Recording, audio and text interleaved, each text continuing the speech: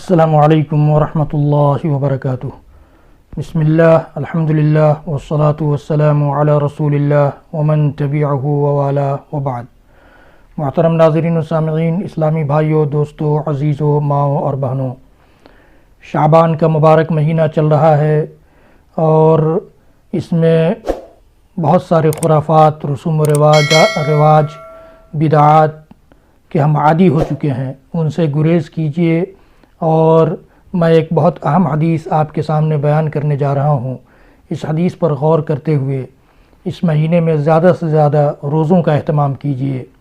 اللہ کے نبی صلی اللہ تعالیٰ علیہ وآلہ وسلم سے حضرت اسامہ بن زید رضی اللہ تعالیٰ عنہ نے پوچھا کہ اللہ کے رسول، آپ اس مہینے میں اس قدر کثرت سے روزے کیوں رکھتے ہیں؟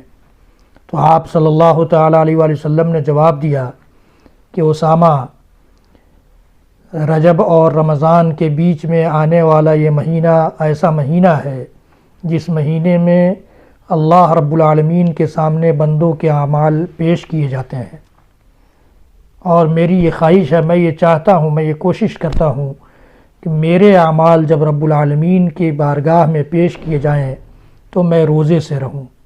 آپ تصور کیجئے، کہیں ایسا نہ ہو کہ ہمارے اور آپ کے اعمال اللہ رب العالمین کے سامنے پیش کیے جائیں اور ہم بدعات میں ملوث ہوں، خرافات میں ملوث ہوں، رسوم و رواج میں ملوث ہوں، شرک میں ملوث ہوں اور اس طرح کے اللہ کی نافرمانیوں میں ملوث ہوں۔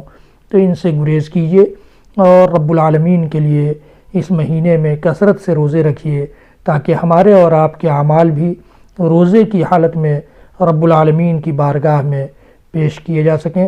رب العالمین ہم سب کو کہنے سننے سے زیادہ عمل کی توفیق بخشے۔ وصلی اللہ تعالی علی نبینا محمد وعلی آلہ وصحبہ وسلم، وآخر دعوانا ان الحمد للہ رب العالمین، والسلام علیکم ورحمۃ اللہ وبرکاتہ۔